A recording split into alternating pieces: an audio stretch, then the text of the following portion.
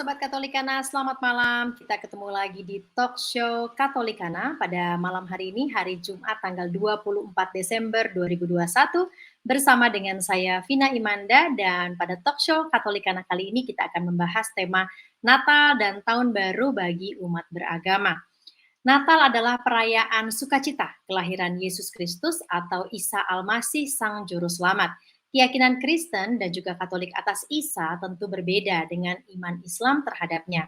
Walaupun begitu, walaupun berbeda, ketiga agama ini sama-sama meletakkan Isa sebagai tokoh penting dalam perjalanan sejarah agama.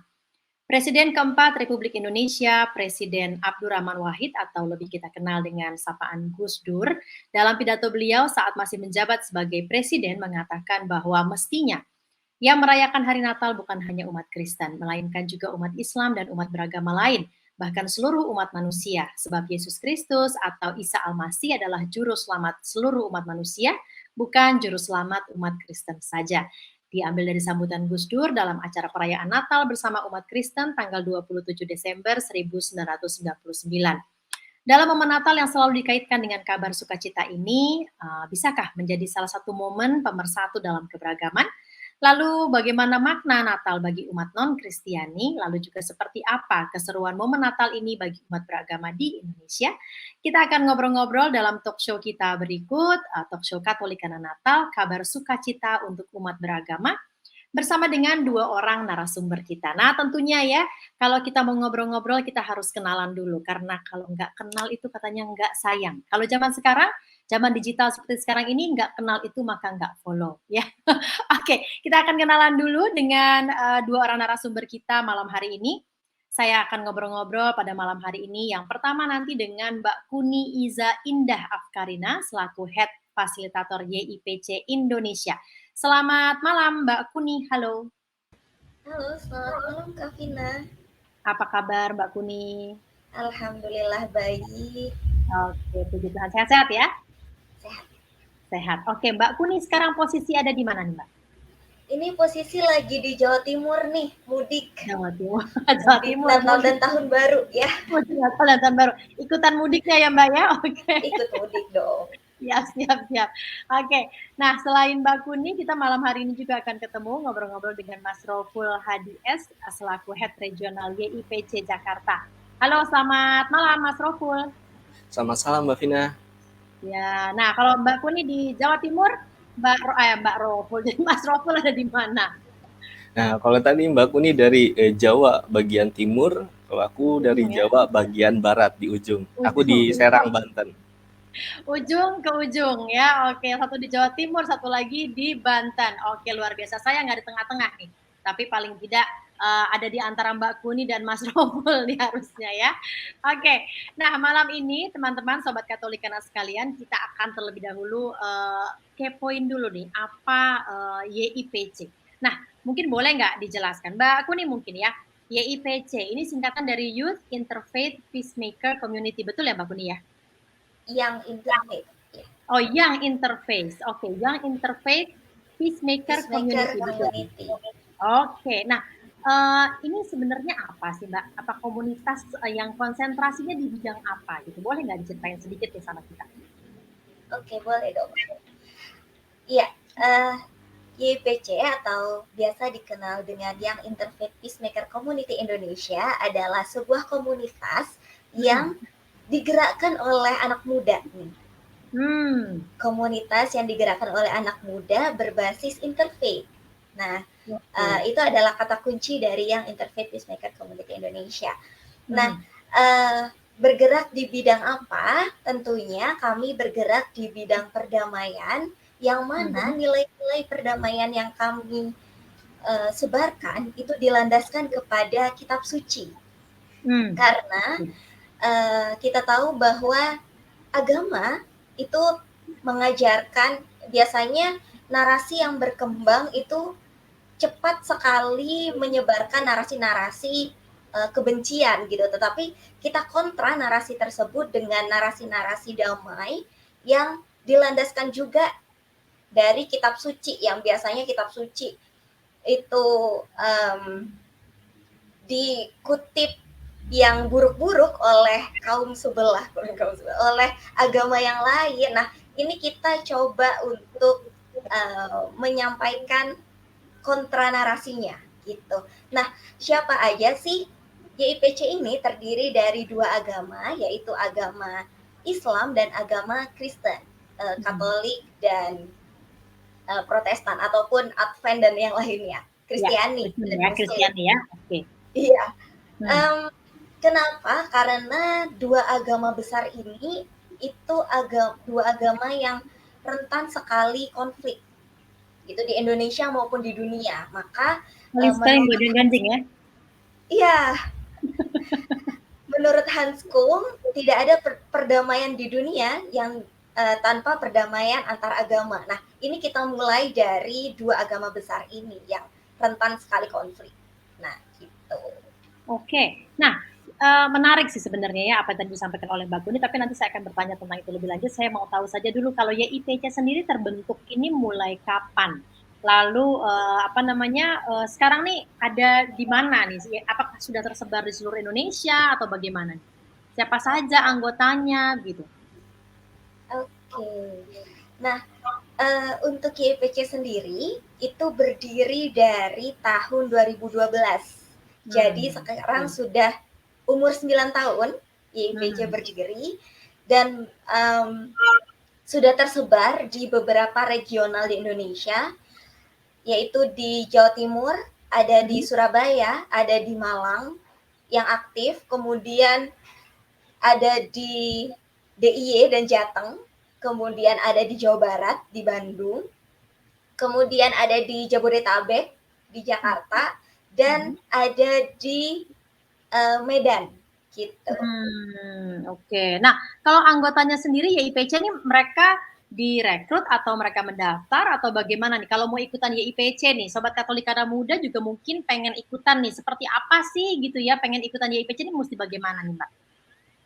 Oke. Nah, kalau perekrutan YIPC sendiri itu dari Student Interfaith Peace Camp. Student Interfaith Peace Camp biasanya sebelum pandemi biasanya kita lakukan 2 kali dalam 1 tahun serentak di seluruh regional yang kami punya gitu. Jadi peserta yang mendaftar itu S1, peserta S1 Muslim dan Kristiani di masing-masing regional itu syarat umumnya gitu. Kemudian teman-teman bisa mendaftar di sana dan di sanalah kita bisa belajar nilai-nilai perdamaian bersama gitu. Nilai-nilai perdamaian, kemudian kita bisa langsung interfaith dialog di sana dan membangun trust atau membangun rasa aman, nyaman dan percaya satu sama lain gitu. Oke, menarik banget ya kalau tadi Mbak Kunin nih sampaikan di awal bahwa YIPC ini juga bergerak di bidang perdamaian begitu ya, terutama antar dua agama besar yang ada di Indonesia, antara umat Muslim dengan umat Kristiani begitu ya, berdasarkan apa yang ada di kitab suci. Nah, berarti kalau saya artikan ini kontra narasi antara kedua agama tersebut gitu ya, Mbak ya, yang baik gunjang-ganjing yang ada dalam misalnya dalam ranah Kristiani atau gunjang-ganjing yang ada dalam ranah Islam begitu. Oke, jadi dua-duanya di counter narasi gitu ya, mana yang jadi di counter narasi sesuai dengan apa yang memang seharusnya diluruskan gitu mungkin ya. Betul. Ya, betul banget Kak Vina. Jadi di Student Interfaith Peace Camp itu kita ada namanya sesi mengklarifikasi prasangka.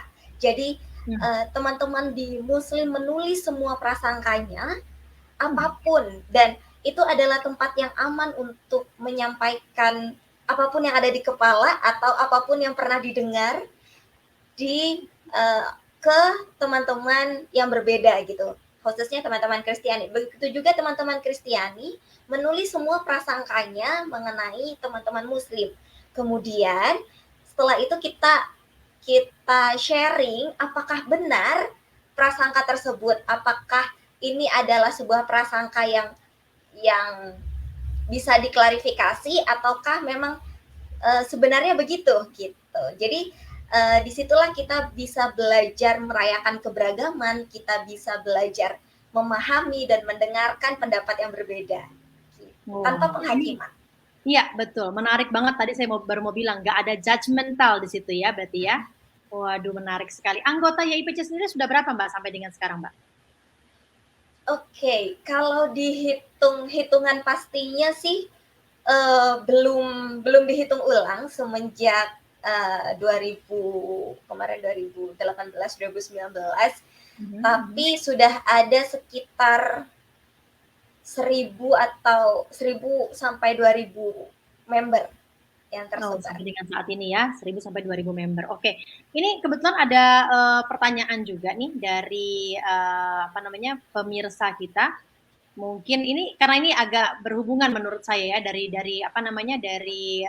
penjelasan yang tadi Mbak Kuni sampaikan mengenai apa itu YIPC. Apakah ini pertanyaannya ya? Apakah YIPC ini semacam Gus Durian? Bagaimana kalau menurut Mbak Kuni? Oke, terima kasih untuk pertanyaannya. Jadi memang YIPC dan Gus Durian itu bergerak dalam nafas yang sama gitu, nafas yang menyuarakan isu-isu toleransi, isu-isu keberagaman, dan nir kekerasan gitu. Cuman perbedaannya adalah dan sama-sama YIPC dan Gus Durian sama-sama bergerak dari bawah, dari akar rumput. Perbedaannya adalah Gus Durian itu punya tokoh besar yang mana kita bisa belajar di sana nilai-nilai yang dihidupi tokoh tersebut gitu. Kami memang sering kolaborasi dengan Gus Durian, jadi ya satu nafas lah, masih satu nafas.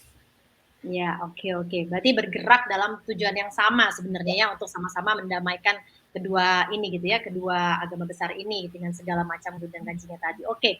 Nah, kalau sekarang saya mau tanya nih sama Mas Roful. Mas Roful ini sebagai Head of Regional YIPC Jakarta. Betul ya Mas Roful ya? Ya, nah, betul. Mau tahu dong Mas, kalau kegiatan, kalau tadi Mbak Kuni udah cerita tentang sejarahnya YIPC nih, sekarang saya mau tanya soal kegiatannya YIPC. Apa aja sih Mas yang dilakukan oleh YIPC ini? Terutama mungkin bisa diceritakan kegiatan-kegiatan yang dilakukan regional YIPC Jakarta nih, bagaimana Mas? Nah, kegiatan YIPC ini kita ada pertemuan rutin sebenarnya sebelum pandemi ya. Itu pertemuan rutin yang namanya scriptural reasoning. Kita ngebahas satu tema dengan Al-Quran sama Alkitab gitu. Karena Kristen sama Islam itu dari yang sama, dari sumber yang sama gitu. Jadi kisah-kisahnya pun mirip-mirip. Nah, kita di situ mencoba untuk mengambil benang merahnya, apa sih persamaan kita itu. Perbedaan pasti ada, Tapi kalau misalnya mengedepankan perbedaan itu akan menjadi jarak. Nah, disitulah kita berusaha untuk mencari apa itu persamaannya. Nah, persamaannya ini jika ketemu maka saling dekat, kemudian bisa berjalan bersama begitu. Nah, itu salah satu yang paling utama. Nah, selanjutnya ada juga kita insya Allah sudah merencanakan di Januari nanti ada kegiatan kunjungan ke GKI Yasmin dan Ahmadiyah Bogor gitu. Karena Januari besok nih Mas ya? 2022. Ya, oke, sebentar lagi dong berarti ya.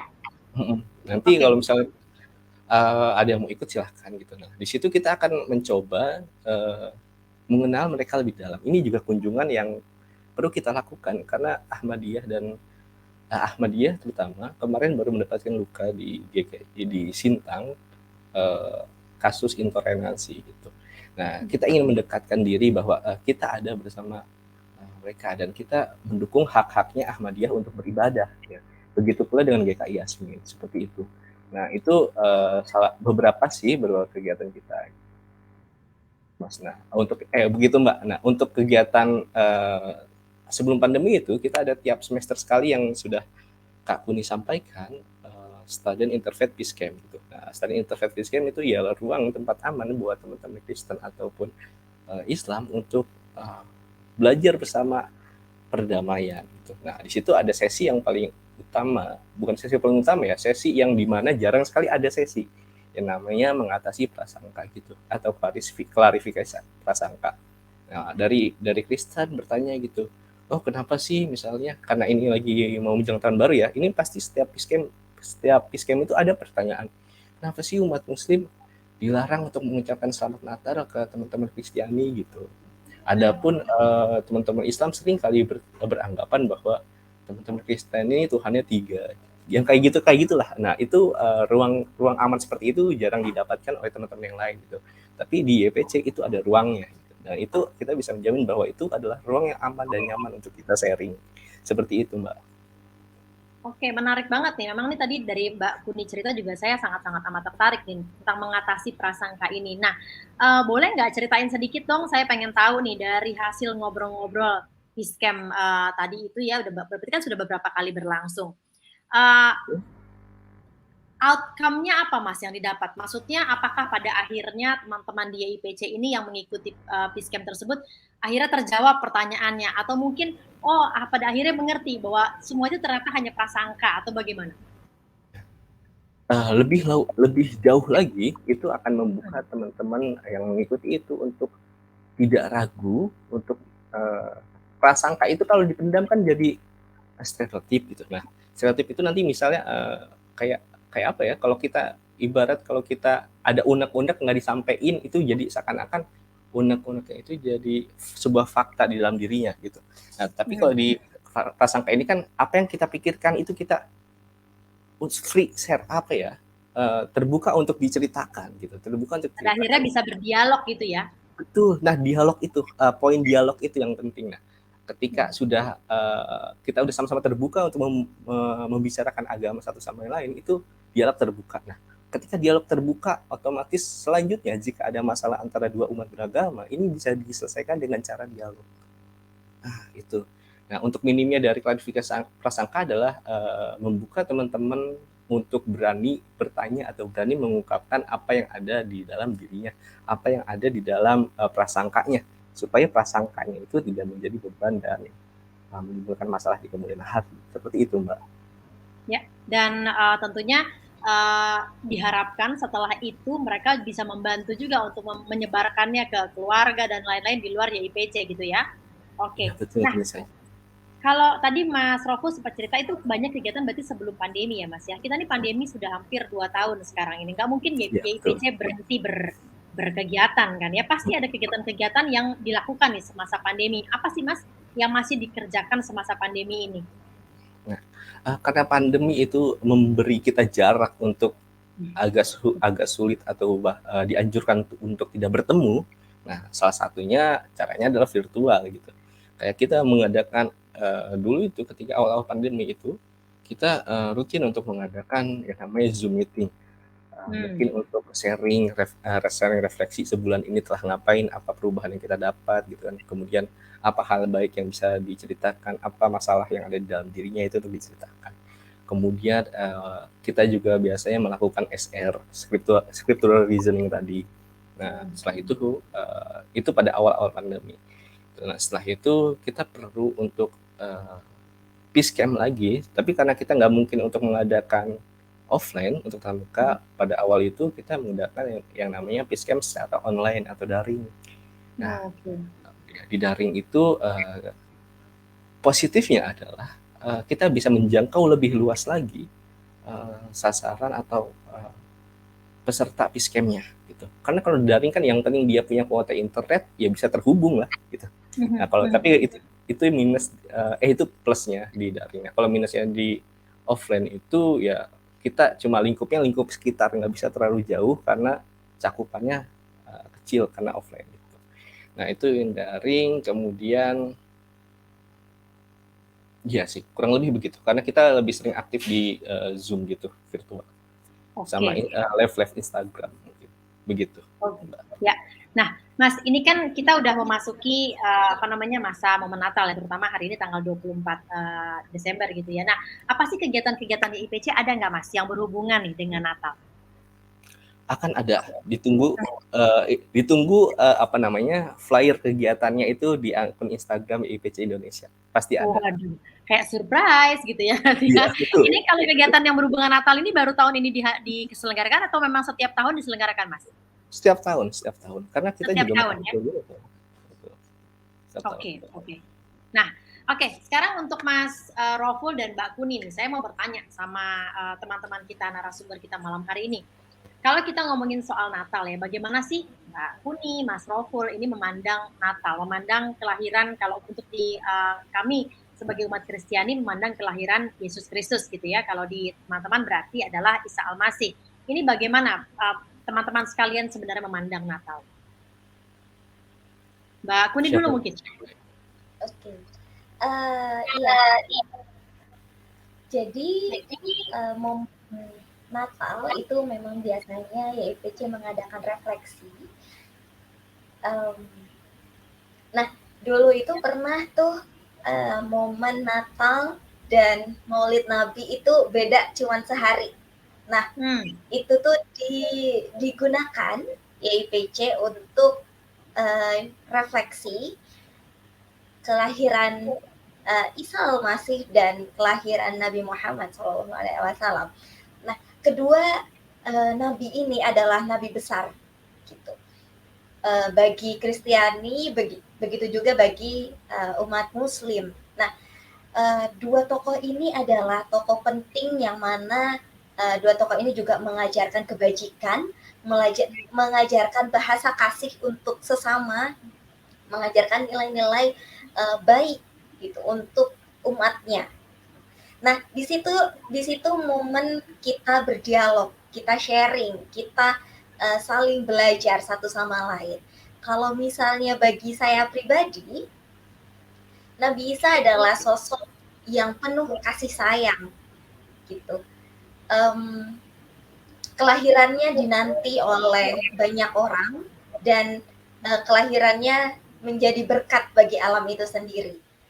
Begitu juga dengan Nabi Muhammad, kalau di Muslim adalah nabi penerus yang mana melengkapi nilai-nilai yang diajarkan, yang dibawa oleh Nabi Isa. Jadi memang tokoh Nabi Isa dan Nabi Muhammad adalah nabi-nabi yang penting bagi kami, nabi-nabi yang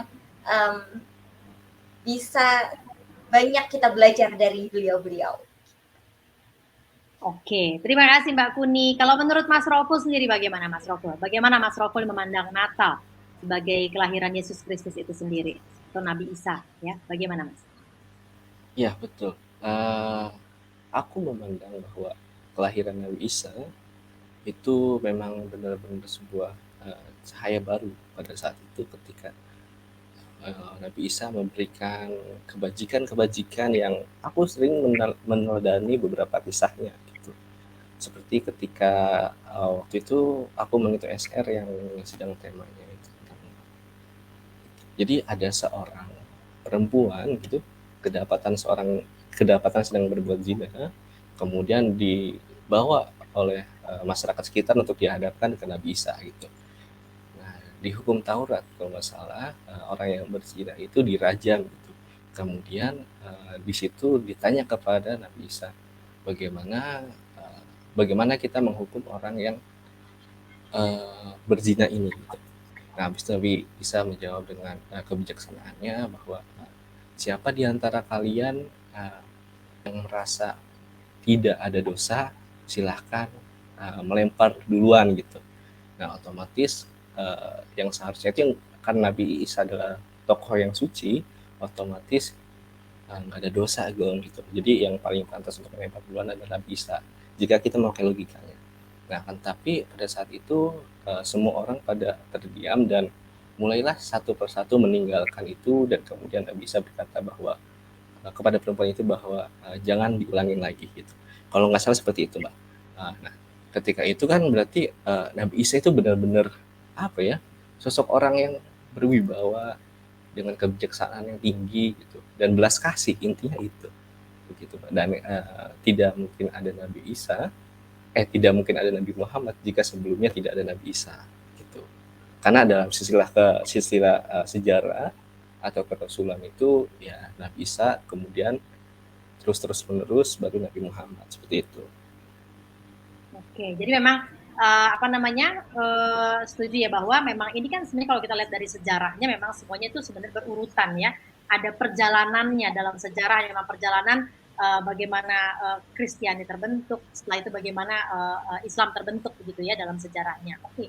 Nah, kalau saya baca nih, tadi saya kebetulan dapat sedikit materi dari tulisannya Gus Dur yang pernah dipublikasi di sebuah media gitu ya, pada tahun 2014. Gus Dur mengatakan bahwa sebenarnya Nabi Isa Al-Masih itu sendiri atau Natal itu sendiri dalam kitab suci Al-Quran ini disebut sebagai Yauma Wulida, gitu ya. Dan oleh ini saya bacakan ya tulisan beliau, oleh para ahli tafsir dijelaskan sebagai hari kelahiran Nabi Isa seperti tertulis kedamaian atas orang yang dilahirkan hari ini, yang dapat dipakaikan pada beliau atau pada Nabi Daud.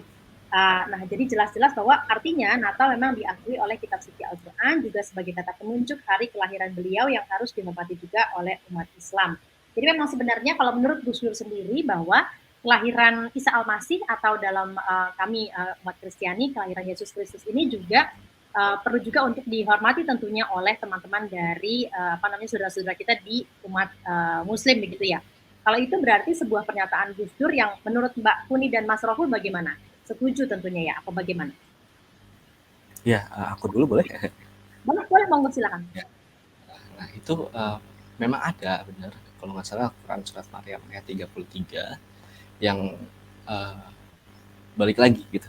Nabi Isa adalah sosok yang menjadi Rasul gitu, dan itu adalah wajib kita imani, hukumnya adalah wajib diimani oleh umat Muslim, umat Islam, terkait kelahiran Nabi Isa gitu kan.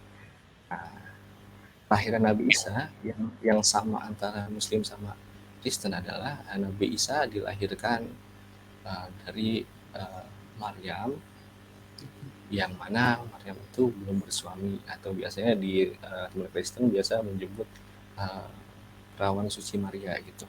Nah, yang hanya berbeda adalah terkait di mana Nabi Isa dilahirkan. Nah, kalau di dalam Islam sendiri kan di bawah pelepah kurma.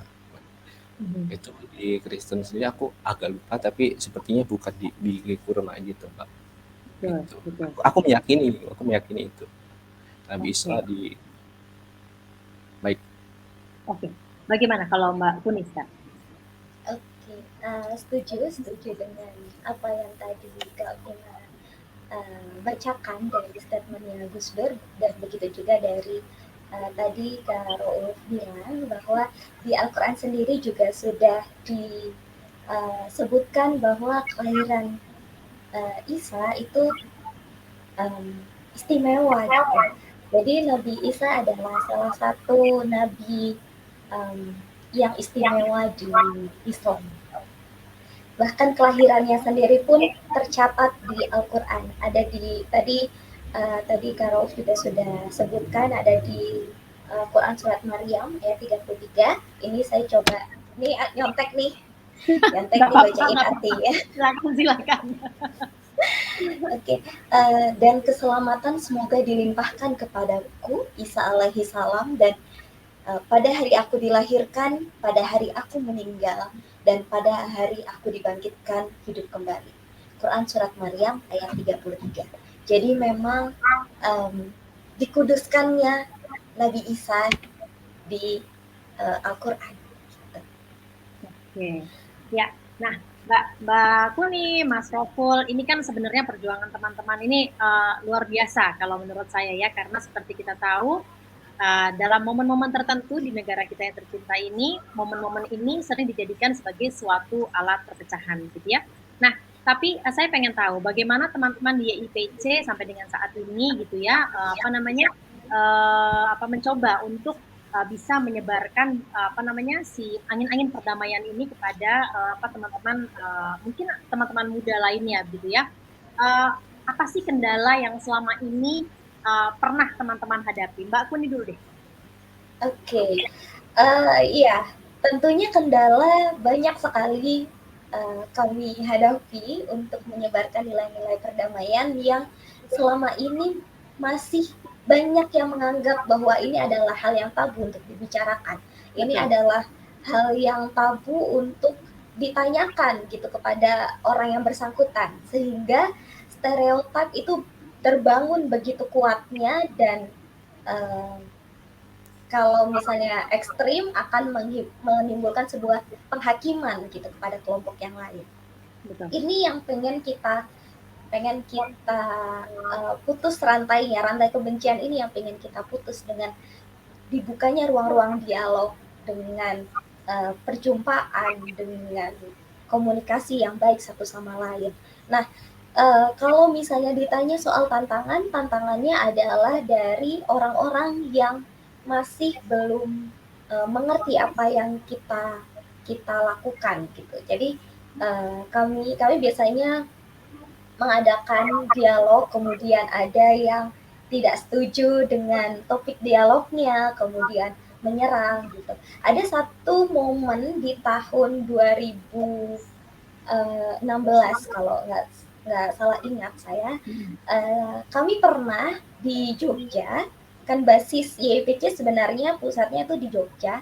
Nah, akan melakukan dialog gitu. Nah, saat itu dialognya itu tentang teman-teman Ahmadiyah. Nah, banyak orang-orang yang tidak setuju kemudian meneror kami, meneror kontak person, sehingga kami harus memindahkan lokasi dialog yang awalnya kami ingin berdialog di Masjid Ahmadiyah, kemudian kami pindahkan di kampus karena kami anggap bahwa kampus adalah ruang aman untuk berdialog, apalagi ini lingkupnya adalah lingkup mahasiswa gitu ya, lingkup di mana mahasiswa bisa eksplorasi pengetahuan dan itu kami anggap lebih aman daripada sebelumnya. Dan alhamdulillah acara tersebut tetap berjalan. Ya itu, jadi banyak sekali tantangan-tantangan yang kami hadapi untuk menyebarkan nilai-nilai perdamaian, apalagi memang di konteksnya Muslim Kristiani gitu. Kalau misalnya boleh cerita lagi, boleh cerita satu lagi, boleh Kavina. Jadi waktu itu YPC ingin menyebarkan nilai-nilai perdamaian sejak dini di anak-anak TPA, anak-anak PAUD dan TPA gitu. Narasinya adalah narasi perdamaian, narasi keberagaman, bahwa Indonesia adalah negara yang beragam, negara yang bineka. Nah, itu yang pengen kami sebarkan ke anak-anak gitu, sehingga anak-anak tidak kaget ketika melihat keberagaman di luar sana.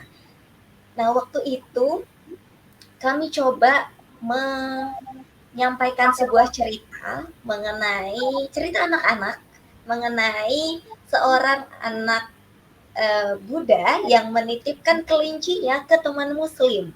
Gitu. Sesederhana ingin mengenalkan, oh ada agama lain loh selain Islam nih, ada agama Buddha. Agama Buddha itu sembahyangnya ada di pura, ada di wihara gitu.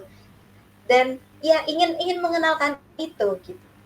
Nah, setelah cerita selesai dan anak-anak begitu antusias dengan berbagai macam alat peraga yang kami gunakan, setelah selesai kami dikontak oleh salah satu guru di sana, salah satu ustadzah di sana, dikontak bahwa besok jangan datang lagi karena ada salah satu wali murid yang protes, ini apa?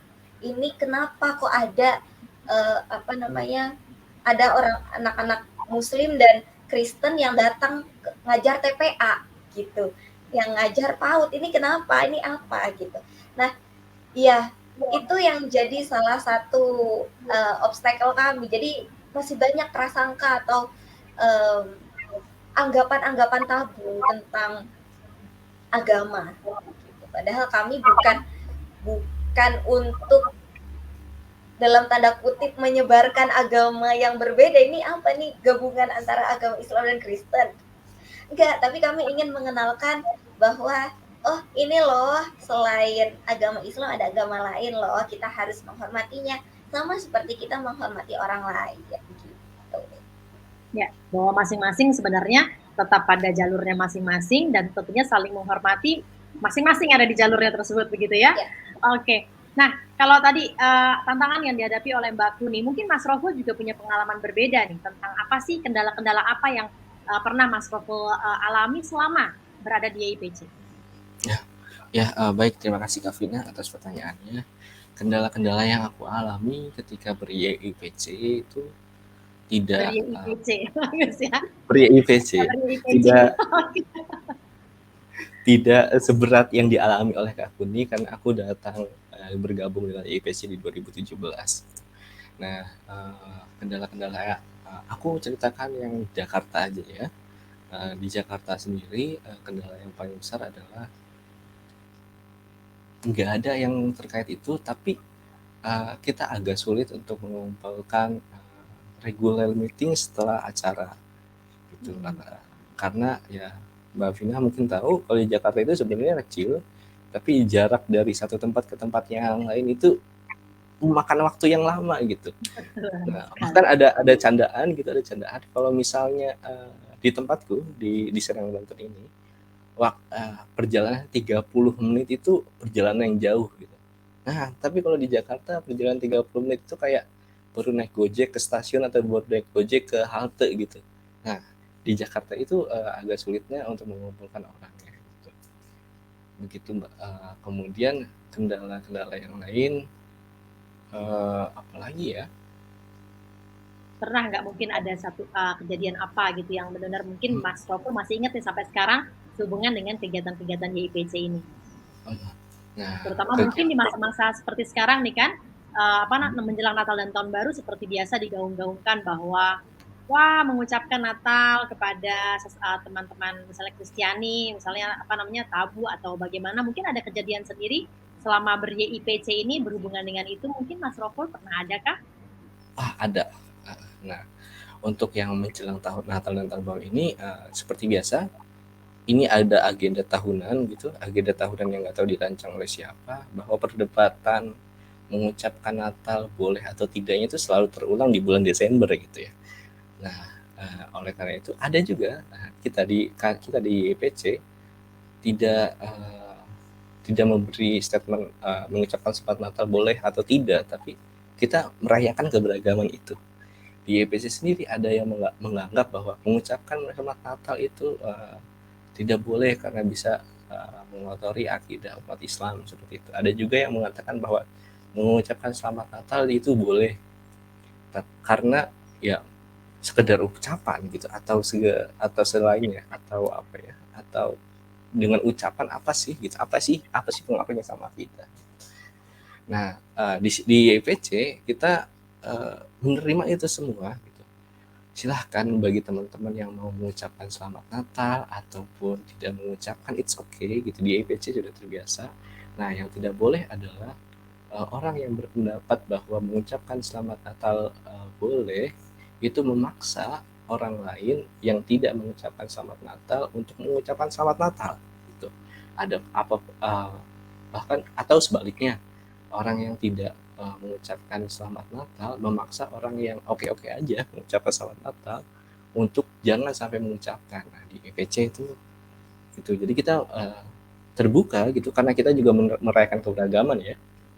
Bagi yang mau mengucapkan monggo gitu ya, bagi yang nggak mau mengucapkan ya silahkan saja tuh gitu Mbak. Oke, nah ini ada pertanyaan lagi nih Mas Roful. Pertanyaan ini sebenarnya sehubungan juga dengan apa yang tadi Mas Roful sampaikan dan juga sehubungan dengan kegiatan yang ada tadi di Fiskem ya, menyelesaikan prasangka tadi. Bagaimana cara personil YIPC menyelesaikan unek-unek dari para anggotanya? Nah, bagaimana nih? Mas Roful mungkin sudah senyum-senyum, silakan menjawab. Ya, jadi unek-unek ataupun hal yang tidak enak di hati itu pasti ada. Konflik itu pasti terjadi. Gitu. Nah, tapi tinggal langkah kita setelah menghadapi konflik itu gimana? Gitu. di YPC sendiri gitu ada materi yang namanya konflik tanpa kekerasan. Nah, di situ kita memberitahu bahwa ketika konflik itu dihadapkan oleh kekerasan atau diatasi dengan kekerasan, itu nggak bakal menyelesaikan konflik sama sekali, bahkan itu akan menambah konflik yang baru. Nah, di YPC sendiri ada beberapa tahapan gitu. Yang pertama itu mengikhlaskan dalam artian kita ya udah nerima apa yang terjadi sama kita, kemudian setelah kita nerima dan melupakan, kita bisa memaafkan. Kedua, kalau misalnya kita nggak bisa itu dan masih ganjel unek-unek nih, aduh aku pengen ngomong sama dia kalau misalnya dia telah nyakitin aku atau gimana, itu dilakukan dialog 4 mata, kayak bro, ada waktu bentar nggak, aku mau ngomong sesuatu nih gitu. Habis itu dia ngobrol berdua, nyampein apa yang ada di dalam hatinya gitu. Kayak misalnya aku nggak suka kamu misalnya terlalu ngatur atau gimana gitu. Nah, itu disampaikan berdua. Nanti setelah itu dia sampaikan lagi, oh maksud aku begini loh tadi, mohon maaf ya kalau misalnya ternyata terkesan selalu mengatur gitu. Nah, setelah itu kan jadi oh gitu ya gitu. Oh maaf ya, aku salah paham sama niat baik kamu gitu kan. Nah, tapi kalau misalnya benar-benar agak panas dan susah untuk bicara 4 mata atau saling hadapan gitu, langkah selanjutnya itu mencari mediator. Mencari mediator itu yang mana mediator itu untuk menengahi permasalahan yang ada. Nah, syarat jadi mediator kan otomatis jangan sampai berpihak ke salah satu, yang kemudian mediator itu harus diterima oleh kedua belah pihak gitu. Itu sih cara mengatasi konflik atau menyampaikan unek-unek. Begitu sih, Mbak. Tapi pernah terjadi tuh Mas ya di IPC? Pernah menjadi mediatornya kan mungkin Mas Roful? Pernah. Pernah ya? Oke. Lucu juga ya, jadi memang ada mediasi tersendiri. Jadi betul-betul diajarkan dibiasakan mungkin ya bagi seluruh anggota IPC ini untuk bagaimana bisa menyelesaikan konflik tanpa emosi gitu ya. Terutama karena di sini yang menariknya adalah YIPC ini anggota-anggotanya terdiri dari ya kalau kita bisa bilang 2 agama besar di Indonesia gitu ya. Mungkin banyak konflik yang terjadi antara mungkin dua keyakinan itu begitu ya. Biasanya nih konflik yang terjadi di antara anggota YIPC tadi itu ya, atau unek-unek itu gitu ya, itu based on keyakinan atau mungkin hanya karena interaksi hari-hari aja tuh Mas Roful atau Mbak Kuni? Biasanya yang terjadi bagaimana Mas Roful? Iya. Ya, siapa dulu? Mas Roful dulu. Bagaimana Mas? Apa biasanya penyebabnya tuh biasanya apa? Akarnya tuh biasanya apa? Penyebabnya adalah biasanya interaksi ya, maksudnya interaksi antar manusia berarti ya? Iya betul. Nah, kalau misalnya masalah agama kan, ya itu agamamu, ini agamaku, aku sedang beribadah ya, aku beribadah seperti ini, akidah aku seperti ini. Nah itu kalau misalnya antar agama itu nggak bakal jadi konflik, kayak nanya, oh kenapa sih gitu, Islam sholat 5 waktu gitu, oh kenapa sih teman-teman Kristen kalau misalnya ibadah tuh ada yang nyanyi-nyanyi pakai gitar segala macam kayak gitu kan, itu nggak jadi konflik, itu nggak jadi konflik. Dan konflik itu kayak apa ya, unek-unek itu terjadi kan ketika misalnya yang namanya interaksi antar manusia ya, pasti ada aja yang nggak klop gitu, apalagi nggak sesuai perbedaan kepribadian itu ya tadi ya, perbedaan kepribadian dan kebiasaan berarti ya. Nah dari situlah muncul yang interaksi yang kayak gitu, yang unek-unek itu kayaknya dari interaksi biasa sih, bukan dari agama. Begitu Mbak. Mbak Kuni mau menambahkan mungkin? Oke. Jadi teringat dari yang Kak Rauf tadi sampaikan, ada satu cerita dari dua fasilitator YIPC senior, yang mana mereka adalah sahabat dekat. Nah, tetapi ada fasilitator yang muslim ini adalah orang yang percaya bahwa, yang menghidupi bahwa tidak baik untuk mengucapkan selamat Natal untuk teman-teman Kristiani. Nah, padahal mereka adalah teman dekat. Nah, di situ ya betul tadi kata Kak Rauf sampaikan, itu tidak jadi masalah, itu tidak jadi konflik karena ditanyakan kenapa kok tidak mengucapkan seperti teman-teman YIPC yang lain gitu. Kenapa? Oh, karena ini aku meyakini ini, tetapi aku tidak benci padamu. Aku hanya menghargai apa yang aku yakini dan aku menghargai apa yang kamu lakukan dengan tidak mengucapkannya gitu.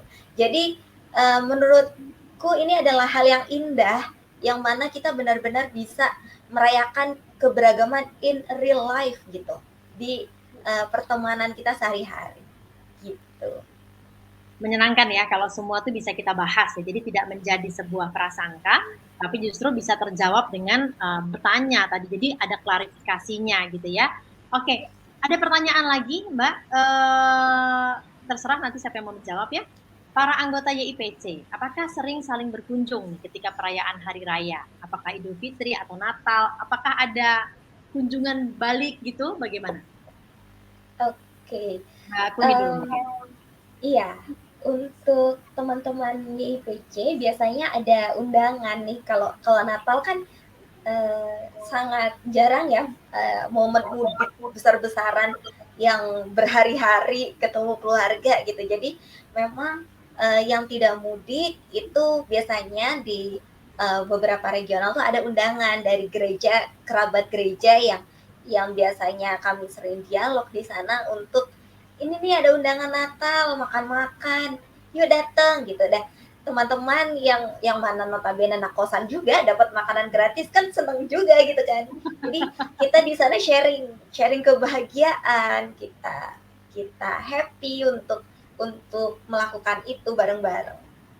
Gitu. Nah, kalau Idul Fitri sih memang karena kami notabene yang muslim ini akan pulang mudik beberapa hari, jadi kalau kunjungan masih beberapa yang dekat itu bisa berkunjung, tapi kalau misalnya secara resmi undangan itu jarang. Oke. Nah, boleh nggak ceritakan deh, kira-kira ke depannya nih, ada nggak, apa namanya, kegiatan-kegiatan atau mungkin, apa namanya, apa ya, aiming apa gitu nanti ke depannya ya untuk YIPC ada, kegiatan apa yang akan, dikerjakan atau mungkin ada tujuan-tujuan apa misalnya mau meluaskan atau membuat apa itu bagaimana, Mbak? Sehubungan dengan memperluas tadi itu ya, jangkauan perdamaian bagi umat beragama di Indonesia. Oke. Kalau misalnya momen Natal sendiri, itu kami sudah melakukan beberapa dialog yang mana dialog itu bisa teman-teman lihat di YouTube kami di YIPC Indonesia ataupun di Instagram kami di YIPC Indonesia dan YIP Center. Di situ kalau misalnya kami ada live Instagram, kemarin ada apa namanya beberapa dialog juga yang ditayangkan di YouTube tentang pemaknaan Natal bagi Muslim dan Kristen dari perspektif Alkitab dan Al-Quran itu juga sepertinya sudah tayang di YouTube kami. Jadi teman-teman boleh cek. Dan ya kalau misalnya agenda ke depan kami pasti akan merancang beberapa agenda, banyak agenda di tahun 2022.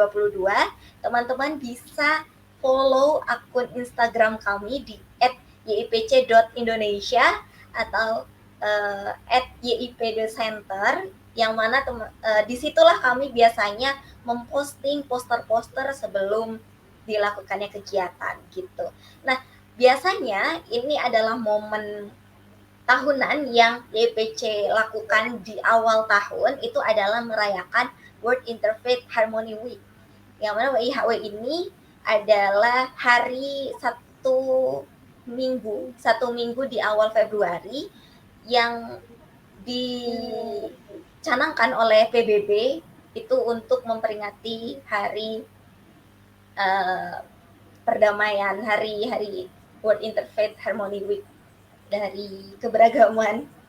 Dan seminggu itu biasanya kami melakukan banyak kegiatan serentak di seluruh regional, jadi teman-teman boleh cek di sosial media kami. Oke, nah boleh dong diinformasikan apa namanya? Oh ini dia sudah ada ya berarti ya IG-nya YIPC ya @YIPC Indonesia. Atau kalau YouTube itu ada apa Mbak? YouTube-nya YIPC? Search aja YIPC Indonesia. YIPC Indonesia ya di YouTube ya. Oke, nah ada pertanyaan lagi, mungkin ini buat Mas Roful ya menjawab ya Mas ya. Ketika berada di rumah masing-masing nih, apakah anggota YIPC menyuarakan hal yang sama seperti yang telah diajarkan di YIPC. Bagaimana Mas Roful? Nah, ini kita dilakukan pemberian nilai-nilai perdamaian itu ketika PISCAM atau SIPC, kemudian diberikan kepada beberapa peserta dan kemudian kita yang nyampein juga, fasilitator. Nah, selanjutnya itu tergantung mereka, apakah mereka terima nilai dan dipraktekin atau enggak. Nah, karena itu di rumah masing-masing aku nggak tahu gitu, karena aku akan ceritakan aku sendiri gitu, karena di rumah masing-masing aku perlu nanya satu-satu gitu aja, karena Boleh. aku biasa menggunakan terkait rekonsiliasi konflik atau konflik tanpa kekerasan, kemudian meminta dan memberi maaf, terus juga berdamai dengan sesama. Itu sih yang bisa aku lakukan di keluarga ya, di rumah gitu. Nah, itu yang penting. Nah, aku nggak tahu nih teman-teman IPC yang lain apakah menyuarakan nilai-nilai yang sama dalam rumah kan maksudnya keluarga ya. Betul. Tapi aku rasa setiap fasilitator ataupun member pun yang udah dikasih materi kan cuma ini kan bukan materi yang akan diujikan gitu. Kalau misalnya ada sekolah kemudian ada ujian, kan ada materi yang nanti akan diujikan untuk mendapat nilai. Nah, tapi karena IPC ada di sebuah workshop, jadi kayak self development, kayak peningkatan diri, kemudian ketika udah dikasih itu mereka gimana nih, apakah mereka akan meningkatkan, apakah mereka akan mengaplikasikan nilai yang telah diberikan atau enggak ya, tergantung mereka juga gitu. Tapi aku yakin sih kebanyakan mereka pasti mengaplikasikannya gitu, Mbak. Oke, sip. Nah, satu lagi pertanyaan terakhir mungkin di talkshow kita kali ini. Apakah YIPC pernah mengcounter ketika di media sosial banyak yang beredar larangan mengucapkan selamat Natal? Bagaimana Mbak Kuni? Oke, iya. Kalau di YIPC sendiri bukan mengcounter sih kalau misalnya untuk ini ya, karena memang dari ulama-ulama itu berbeda pendapat. Ada yang ulama yang membolehkan, ada yang tidak membolehkan. Dan memang di Islam itu sangat biasa perbedaan antar ulama ini gitu. Jadi kalau kami di sosial media itu lebih menunjukkan, oh ini ada yang membolehkan nih, ini ada yang tidak membolehkan. Beliau ini dengan dasar ini gitu. Nah, ingin menunjukkan, jadi teman-teman silahkan pilih yang mana. Yang jelas apapun pilihannya itu baiknya tidak menjelek-jelekan pilihan yang lain atau tidak memaksakan pilihannya itu kepada yang lain gitu. Jadi kita merayakan keberagaman karena itu adalah nilai yang YIPC terus sampaikan kepada teman-teman yang lain. Mari kita rayakan keberagaman. Oke, jadi sebenarnya intinya adalah bahwa karena keberagaman tadi yang harus kita hormati, jadi sebenarnya intinya adalah tidak memaksakan kehendak atau tidak memaksakan kebiasaan kita kepada orang lain, begitu ya. Saling menghargai apa-apa yang menjadi kepercayaan orang lain, begitu ya. Betul. Jadi tidak saling menyakiti. Oke. Nah, terima kasih sekali tentunya untuk obrolan kita malam hari ini, Mbak Kuni juga dengan Mas Roful. Mungkin ada pesan-pesan lain yang mau disampaikan kepada Sobat Katolikana malam hari ini, Mbak Kuni mungkin? Silakan. Kepada Sobat Katolikana, dari saya pribadi ingin mengucapkan selamat merefleksikan momen Natal tahun 2021 ini. Semoga Natal kali ini menjadi momen di mana teman-teman bisa mempersiapkan diri lebih baik, teman-teman bisa merefleksikan sosok Isa Al-Masih menjadi juru selamat, menjadi juru kasih. Semoga teman-teman bisa menjadi menebarkan kasih itu ke sesama manusia. Semoga teman-teman tetap sehat dan berbahagia. Amin. Terima kasih Mbak Kuni. Mas Roful silakan. Untuk sahabat-sahabat aku di Katolikana, halo, salam kenal, aku Rauf, mari berteman. Mari berteman, mari berfollow kalau sekarang. Berfollow, iya berfollow. Gitu. Ya dan Ya. bentar lagi akan besok di tanggal 25 Desember itu ditetapkan hari Natal, dan buat teman-teman yang merayakan, teman-teman Katolikana dan teman-teman yang lain, selamat merayakan Natal. Hai. Terima kasih, dan untuk Mas Rouf, Mbak Puni, selamat juga tahun baruan ya. Oke, Ya. Mas Rouf, Mbak Puni, Ya. mungkin bisa disebutkan, Mas Rouf mungkin boleh sebutkan apa media sosialnya YIPC. Mungkin Sobat Katolikana yang tertarik juga untuk bergabung dengan YIPC bisa langsung saja ke media sosialnya. Ada apa aja? Silakan Mas Rouf. Nah, untuk media sosial YIPC yang paling utama adalah ya Instagram ya. Instagram. @YIPC Indonesia, kemudian Instagram @yip.center gitu. Nah, YouTube-nya bisa dicek juga untuk dialog-dialog perdamaian kami atau dialog interfaith di YIPC Indonesia. Itu yang paling utama. Jadi ada YouTube-nya YIPC Indonesia, Instagram ada 2 account ya berarti ya, ada YIPC Indonesia dan YIP.center. Oke, lalu webnya adakah? yipci.org. Ada, yes. yipci.org. Ya. Yipci.org. Yipci.org. Oke, ya ini ya https. Oke, yipci.org. Oke, terima kasih banyak untuk kehadirannya Mas Rouf, Mbak Puni. Terima kasih banyak, kita udah ngobrol-ngobrol malam hari ini. Semoga tentunya bermanfaat bagi Sobat Katolikana semua, dan tentunya agar apa yang menjadi misi YIPC, agar apa yang menjadi misi kita semua, tentunya agar perdamaian di muka bumi Indonesia ini tercapai, bisa segera terwujud begitu ya. Dan tentunya selamat tahun baru dari kami untuk Mas Rouf dan juga Mbak Puni. Ya, terima kasih juga Sobat Katolikana. Malam hari ini Anda sudah menyimak talk show Katolikana di hari Jumat tanggal 24 Desember. Tentunya saya juga mengucapkan selamat Hari Raya Natal dan Tahun Baru untuk Anda yang merayakan, dan tentunya semoga perdamaian bersama kita semua. Saya Vina Imanda, pamit undur diri, dan semoga kita bisa berjumpa lagi di momen-momen talk show berikutnya. Yang pasti jangan lupa untuk terus menyimak YouTube Katolikana. Silakan untuk disimak karena ada banyak sekali talk show yang bisa Anda simak, dan dengan berbagai macam topik. Dan tentunya jangan lupa juga untuk menyimak Radio Katolikana baik melalui web atau juga melalui aplikasi yang bisa Anda download melalui Play Store. Selamat malam Sobat Katolikana, sampai ketemu lagi. Tuhan berkati. Terima kasih Mas Rouf dan juga Mbak Puni. Sampai ketemu lagi. Bye-bye. Terima kasih. Terima kasih Sobat Katolikana. Sampai ketemu lagi. Bye. Sehat-sehat semuanya. Salam sehat. Jangan lupa minum vitamin. Sama-sama.